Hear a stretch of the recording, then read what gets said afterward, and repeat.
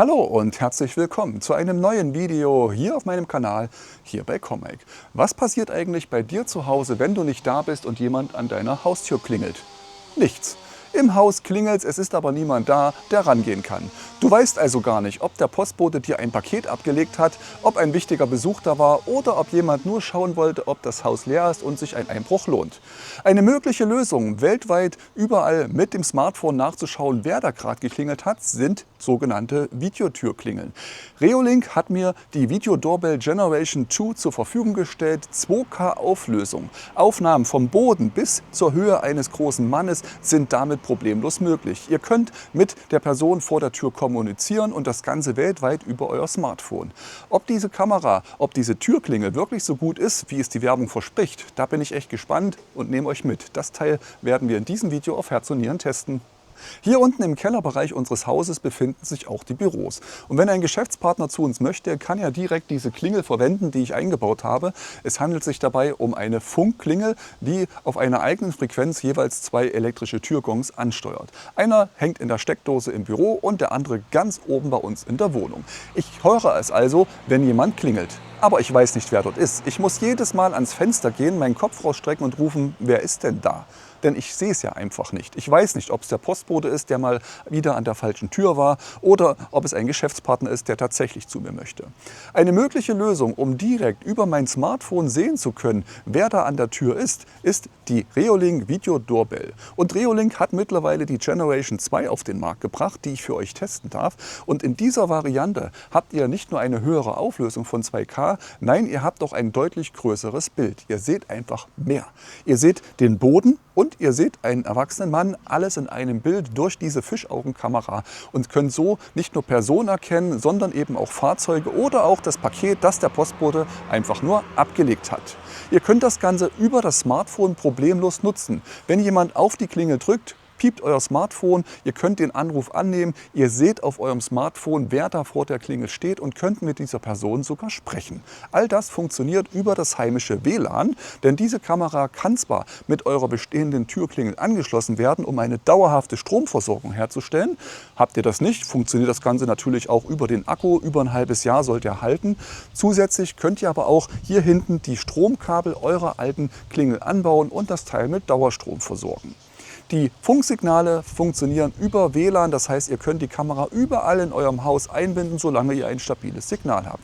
Und wenn ihr sagt, ich möchte das gar nicht über das Smartphone machen, zumindest nicht jederzeit, dann könnt ihr auch den Reolink eigenen Kiem, also diesen Türgong, installieren. Bedeutet, wenn jemand an der Tür klingelt, läutet auch dieser kleine Elektrogong. Das Teil klingt auf jeden Fall spannend, ich werde es testen. Doch zunächst zeige ich euch, welchen Lieferumfang ihr dazu bekommt und wie ihr diese Kamera in eurer App einrichtet. Werfen wir einen Blick auf den Lieferumfang der Reolink Video Doorbell Generation 2. Die Klingel kommt in einem kleinen handlichen Karton und auch das Innenleben sieht richtig stylisch aus. Die Türklingel ist robust, ist auch relativ schwer, 7000 mAh umfasst der Akku. Ihr könnt die Kamera also im Dauerbetrieb über den Akku nutzen oder ihr installiert auf der Rückseite einfach eine entsprechende Stromversorgung zwischen 8 und 24 Volt. Das entsprechende Kabel für die Anschlüsse ist nämlich mit dabei. Ihr könnt also euren bestehenden Klingeltrafo einfach weiterverwenden, denn im Regelfall wird diese Anschlussspezifikation davon unterstützt. Zusätzlich bekommt ihr natürlich auch noch ein USB-Kabel, USB-A auf USB-C, um die Kamera jederzeit nachladen zu können. Ihr könntet die Kamera sogar mit eurem Solarpanel verbinden, um über die Sonne die entsprechende Stromversorgung herzustellen. Auf der Rückseite der Kamera habt ihr eine Öffnung, in welche eine SD-Karte eingesteckt werden kann und nochmal der USB-Anschluss. Diese Türklingel benötigt kein Abo. Sämtliche Daten könnt ihr entweder direkt auf dieser Micro-SD-Karte speichern oder ihr kombiniert die Türklingel mit eurem Home Hub und speichert die Daten dann im Haus. Apropos im Haus, wenn ihr nun Angst habt, dass euch jemand diese Klingel einfach aus der Wand rausreißt und damit wegrennt. Diese Klingel hat einen Bewegungsmelder, nämlich dann, wenn jemand versucht hier zu manipulieren, geht ein richtig lauter Alarm los, der im Regelfall jeden abschrecken sollte. Zusätzlich erhaltet ihr noch eine schicke Bohrschablone und Natürlich die passenden Schräubchen und dergleichen mit dazu. Und was mich besonders beeindruckt hat, ein richtig dickes Handbuch. Klar, in verschiedenen Sprachen, aber sieht man auch selten, dass das Ganze noch gedruckt daherkommt.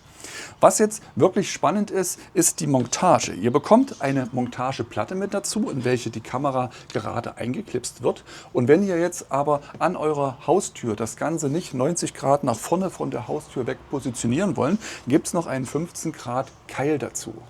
Diesen Keil legt ihr auf der Rückseite der Montageplatte an. Das Ganze schaut dann so aus und könnt die Kamera auf dem Wege entsprechend mit einem anderen Winkel positionieren, um zum Beispiel mehr in Richtung der Tür zu zeigen. Also das steht alles mit dabei, könnt ihr direkt mit benutzen. Was im regulären Lieferumfang nicht dabei ist, ist der Kiem, also dieser Türgong. Ich weiß gar nicht, wie man es richtig ausspricht. Schreibt es mir mal in die Kommentare unten rein, Kiem oder Schiem. Und über dieses Gerät habt ihr natürlich die ganz normale Klingelfunktion. Wenn ich den einfach nur in die Steckdose reinstecke und das Gerät gestartet ist, kann ich auf die Klingel drücken und das Teil legt sofort los. Natürlich klingelt nicht nur dieser Gong, denn ich möchte das Ganze ja auch smart von unterwegs nutzen, sprich mit meinem Smartphone. Dafür muss ich die Reolink-App nutzen. Den entsprechenden Download-Link für die Reolink-App Android bzw. iOS findet ihr unter dem Video in der Beschreibung. Ich werde die Kamera einfach einrichten, über das Plus-Symbol den QR-Code hier auf der Rückseite scannen, anschließend euer WLAN hinterlegen und die Anleitung Stück für Stück durchmachen. Ist kein Teufelszeug und innerhalb von 2-3 Minuten erledigt. Als nächstes kommt die Montage der Kamera direkt an meiner Tür. Ich habe da schon mal was vorbereitet und zwar habe ich die Kamera hier direkt außen an meiner Gartenküche montiert. Ihr seht, hier hängt die Kamera und von der Optik her sieht sie schon richtig schick und stylisch aus. Relativ groß, muss ich sagen, aber auch mit diesem Bimmelton richtig gut zu hören. Nachdem die Türklingel mit der App gekoppelt ist, muss ich sie nur noch hier an der Wand installieren. Ich habe mich für die flache Halterung entschieden, ohne diesen Keil, denn die Kamera hängt ziemlich nah an der Tür dran. Für den Einbau einfach unten einsetzen, oben anklicken, mehr ist es gar nicht. Und schon kann ich einfach mein Smartphone zücken, auf die Klingel klicken und ihr seht, sofort geht's los. Ich nehme den Anruf an. Fix. Ihr seht aber auch, es gibt ein gewisses Echo, deswegen werde ich die Tests separat nochmal neu machen.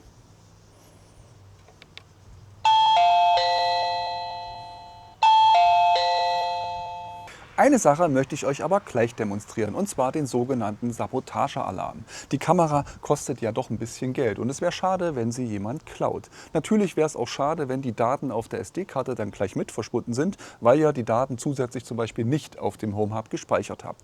Reolink hat vorgesorgt und hat die Kamera so gebaut, dass bei Bewegungen direkt am Gehäuse ein Alarm ausgelöst wird. Entweder reißt jemand die Kamera einfach nur heraus, dann wird der Alarm ausgelöst, oder er nutzt dieses kleine Stäbchen, das es ja am Lieferumfang dazu gibt, um die Kamera regulär aus dieser Halterung herauszuklipsen. Und wenn ich das tue und die Kamera bewegt wird, geht ein Alarm los, der richtig laut ist und sich nur über die App stoppen lässt.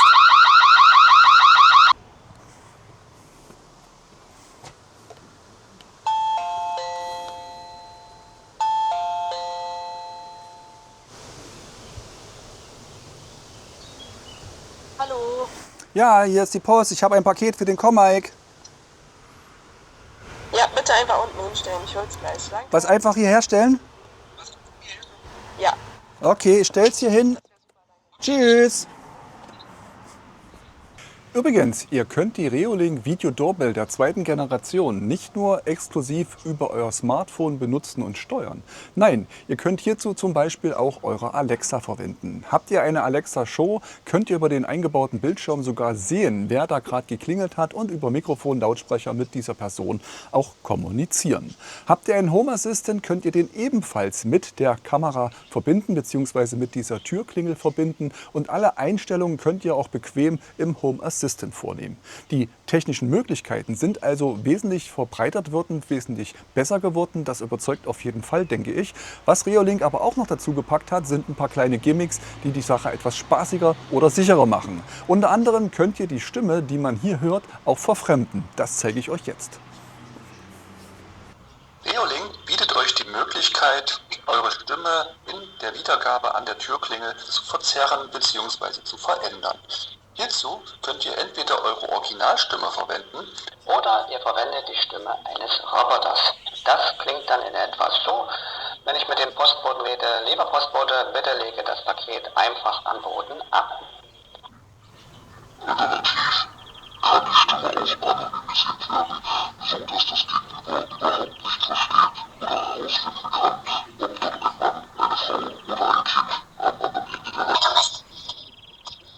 Die vierte Möglichkeit ist der Clown. Das ist meiner Meinung nach eine witzige Funktion, um einen Besucher ein bisschen aufzumuntern. Wie ist eure Meinung? Schreibt mir gerne einen Kommentar unter dieses Video.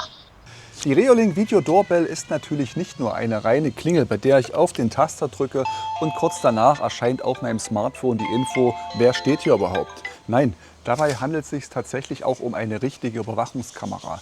Das Teil hat einen PIR-Sensor, mit der Hitzesignaturen erkannt werden und somit Bewegung wahrgenommen werden. Dazu kommt natürlich auch die Infrarotbeleuchtung in der Nacht, um Bewegungen, um Personen, Objekte, Fahrzeuge und so weiter zu erkennen. Diese Kamera kann auch ganz normal aufzeichnen. Und zwar unabhängig von der Tastenfunktion könnt ihr das Ganze hier auch als Überwachungskamera nutzen. Da müsst ihr halt sehen, dass ihr entsprechend die Bereiche, die ihr vielleicht im öffentlichen Bereich filmt, ausschwärzt. Denn der Datenschutz möchte da ja auch noch ein Wort mitreden. Das Besondere an dieser Funktion ist nun aber, dass ich durch die SD-Karte, die dort eingebaut ist, beziehungsweise durch die Verknüpfung mit dem HomeHub Pro, kein Abo brauche. Alle Daten, die ich aufzeichne, werden lokal gespeichert, direkt hier auf dem Gerät oder eben irgendwo im Serverschrank, wo der HomeHub steht. Das ist ein Riesenvorteil, keine weiteren laufenden Kosten. Natürlich gibt es noch so andere Spielereien mit dazu. Unter anderem die Zeitrafferaufnahme ist auch in der Video Doorbell 2 hinterlegt. Das bedeutet, ihr könnt einen gewissen Zeitraum einstellen, in der die Kamera regelmäßig Schnappschüsse machen soll. Und diese Schnappschüsse werden dann zu einem großen, langen Video zusammengesetzt. Das ist natürlich spannend, wenn ihr viel Bewegung vor dem Haus habt oder erwartet, vielleicht ein Volksfest oder irgendwas, und dann einfach mal diese Bewegung in einem Zeitraffer-Video euch fertig erstellen lassen wollt. Die Daten könnt ihr übrigens über das Smartphone bequem herunterladen, diese Filme. Ihr könnt aber auch am Computer über den Reolink Client auf diese Daten zugreifen. Ich konnte die Kamera dort bequemlos einfügen und konnte mir alle Aufzeichnungen, die die Kamera beim Klingeln als auch bei der Bewegungserkennung gemacht hat, ganz einfach herunterladen und weiterverwenden. Bei meinen umfangreichen Tests, insbesondere in den ersten beiden Tagen, habe ich das Ding richtig gefordert. Ich habe extrem viel geklingelt, ich habe extrem viele Aufnahmen gemacht, ich habe extrem viele Konversationen betrieben mit dieser Türklingel und wollte danach einfach mal wissen, wie verhält sich der Akku. Ich habe diese Variante als reine Akku-Variante angeschlossen. Ich habe kein Solarpanel angeschlossen und ich habe auch keine bestehenden Klingeldrähte dort hinten angeklemmt. Zwischen 8 und 24 Volt ist das ja möglich, um diese Kamera im Dauerbetrieb zu nutzen. Habt ihr übrigens diese Kamera im Dauerstrombetrieb laufen, könnt ihr sogar eine 24/7 Daueraufnahme mit der Kamera machen und auch das berühmte Pre-Roll aufzeichnen ist damit möglich. Das bedeutet, dass die Kamera auch die Bereiche vor der eigentlichen Bewegungserkennung mit auf der Karte sichert. Ihr seht also nicht nur die Bewegungserkennung und den Bereich danach, sondern sogar die Aufnahmen davor.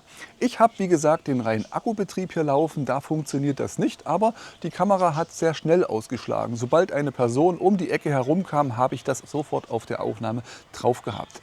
Nach den beiden Tagen war der Akkustand übrigens bei 95%. Wenn ich das Ganze jetzt mal hochrechne mit einer extrem belebten Einfahrt oder Haustür, die ich hier hätte, dann muss ich sagen, wird der Akku kein halbes Jahr halten. Dann bin ich vielleicht froh, wenn der einen Monat hält oder 2 Monate hält. Dann müsste ich die Kamera wieder abnehmen und müsste sie über den USB-Anschluss auf der Rückseite einmal komplett durchlauten. Das dauert 1-2 Stunden, dann ist sie wieder voll und dann kann ich sie direkt wieder anhängen. Für wen ist nun diese Kamera geeignet?